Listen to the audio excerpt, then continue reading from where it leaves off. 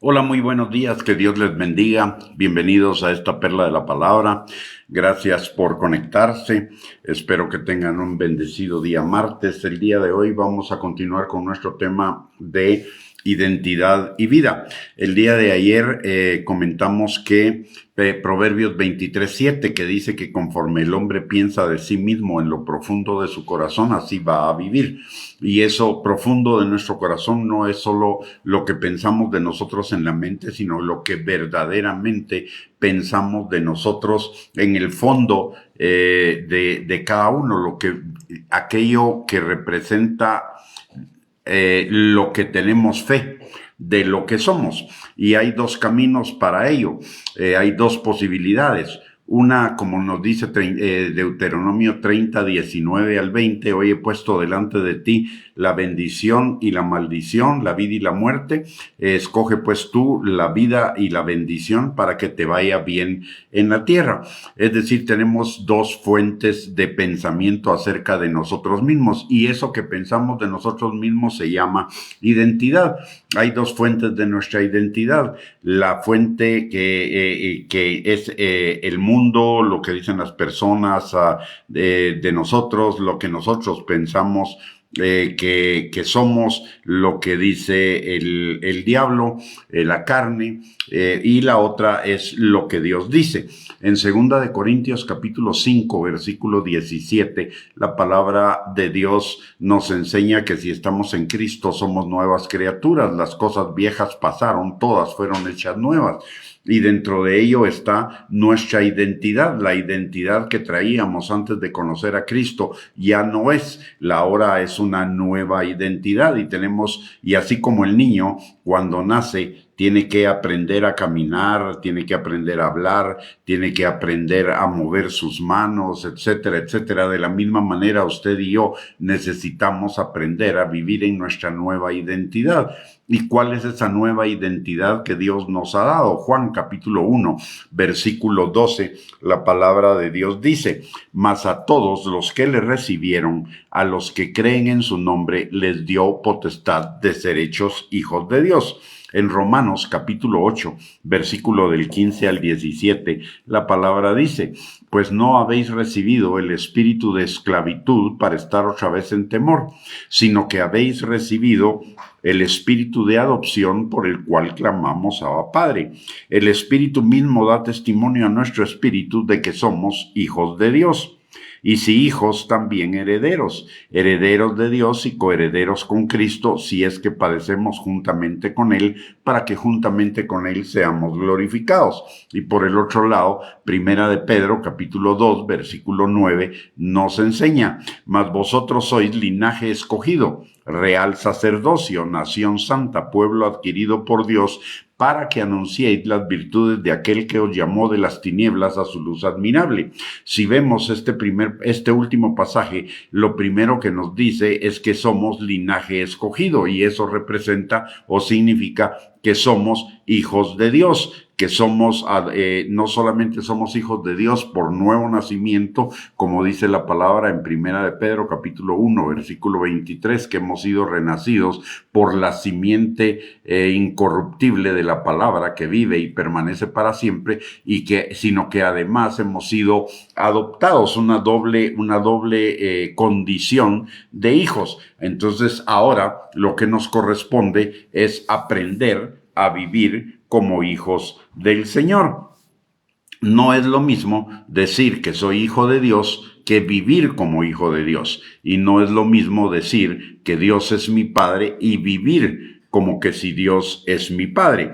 De tal manera que necesitamos interiorizar en lo profundo de nuestro corazón, no en nuestra mente, porque todo el mundo dice que es hijo de Dios, pero la parábola del hijo pródigo nos enseña que una cosa es decirse hijo y otra cosa es vivir como hijo. Tanto el hijo pródigo como el hermano del hijo pródigo no tenían mentalidad de hijos, tenían mentalidad de siervos, mentalidad de jornaleros.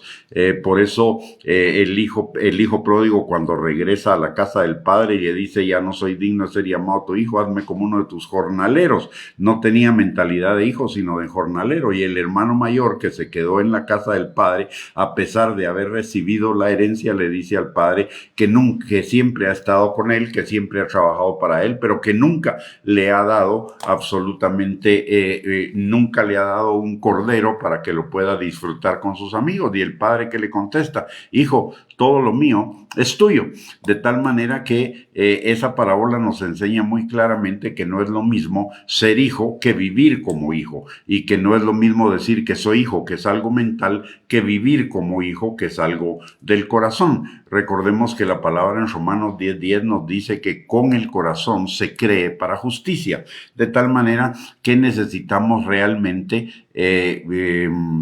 interiorizar en el fondo de nuestro corazón, que es de donde emana la vida. Por eso la palabra dice en Proverbios 4:23, que sobre toda cosa guardada, guardemos nuestro corazón, porque de él mana la vida. Es ahí en el corazón donde debemos guardar nuestra identidad para vivir como hijos de Dios, y viviendo como hijos de Dios, como herederos de todo lo que es Dios. Algunas características de ser hijo que nos enseña la palabra de Dios, aparte de lo que nos enseñó la parábola del hijo pródigo, en Primera de Pedro, capítulo 1, versículo 14 al 16, la palabra de Dios nos dice, como hijos obedientes, no os conforméis a los deseos que antes teníais, estando en vuestra ignorancia, sino como aquel que os llamó es santo, sed también vosotros santos en toda vuestra manera de vivir, porque escrito está, sed santos porque yo soy santo. En este pasaje encontramos tres condiciones o tres consecuencias de verdaderamente vivir como un hijo de Dios. En primer lugar, dice como hijos obedientes. La primera característica de un hijo es que es un hijo obediente a su padre. ¿Y obediente en qué?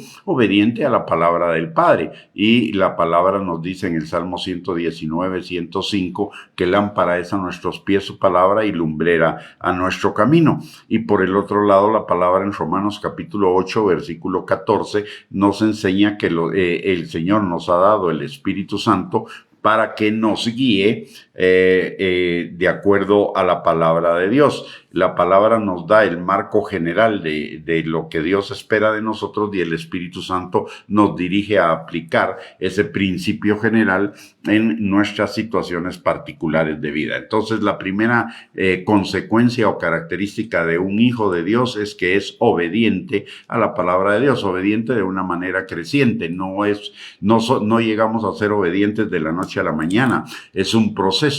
Pero es un proceso que debe ser un proceso continuo. Filipenses capítulo 1, versículo 6 dice que el que comenzó la buena obra en nosotros la perfeccionará hasta el día de Jesucristo. Y precisamente esa es la segunda condición o la segunda consecuencia de ser un hijo de Dios. Dice, no os conforméis a los deseos que antes teníais estando en vuestra ignorancia. Eso implica que nos transformemos en el espíritu de nuestra mente. Efesios capítulo 4, versículo 22 al 24 nos recuerda que es necesario que nos despojemos del hombre viejo que está viciado conforme a los deseos engañosos de la carne, la vieja manera de vivir, que ya ahora pasó porque estamos en Cristo, y que nos renovemos en el espíritu de nuestra mente y nos vistamos del hombre nuevo que está creado por Dios en la justicia y santidad de la verdad. Y eso significa despojarnos de las cosas viejas y vestirnos de las cosas nuevas. Y vestirnos de las cosas, tanto lo uno como lo otro, despojarnos y vestirnos, es un proceso, pero debe ser un proceso continuo, como ya lo vimos. Y lo tercero que dice, la tercera condición o consecuencia de ser hijo de Dios es que dice la palabra, como aquel que os llamó es santo, sed también vosotros santos en toda vuestra manera de vivir, porque escrito está, sed santos porque yo soy santo. Y la santidad implica por lo menos tres cosas. La primera es que estamos apartados para Dios, apartados del mundo y acercados a Dios. La palabra de Dios dice que el Señor, cuando nos salvó, nos trasladó de la potestad de las tinieblas al reino de su amado Hijo. Y eso es dejar atrás las cosas viejas y vivir en todas las cosas nuevas que Dios nos ha dado. Por lo tanto, lo primero es apartarnos del mundo, transformar nuestra manera de pensar, que era la del mundo, y acercarnos a Dios, transformando nuestra manera de pensar. La segunda, el segundo significado de santidad es que estemos consagrados para Dios, y consagrados para Dios es para su servicio. La palabra dice en Colosenses capítulo 3, versículos 22 al 24, que no hagamos las cosas como para las personas, como para los demás, sino que hagamos las cosas como para Dios.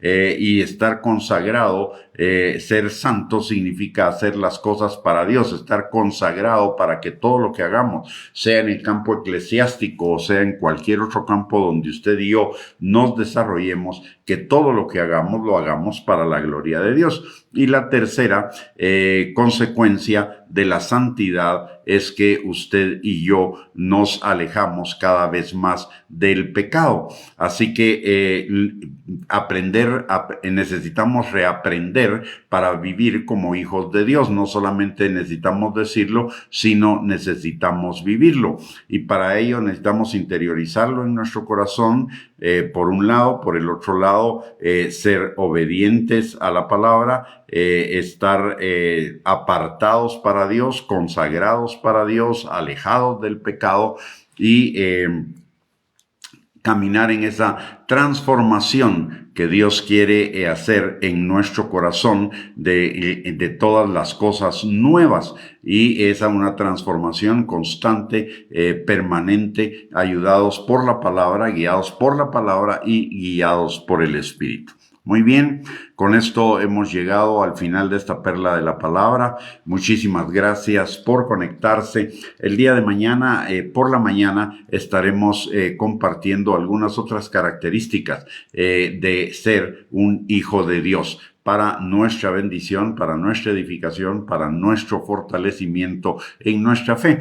Pero también en el transcurso del día compartimos otras perlas de la palabra, por lo menos 2 más, para seguir edificándonos en nuestra fe. Por lo tanto, les invitamos a conectarse, que tengan un lindo día, que el Señor les bendiga abundantemente. Gracias por conectarse y un abrazo para cada uno.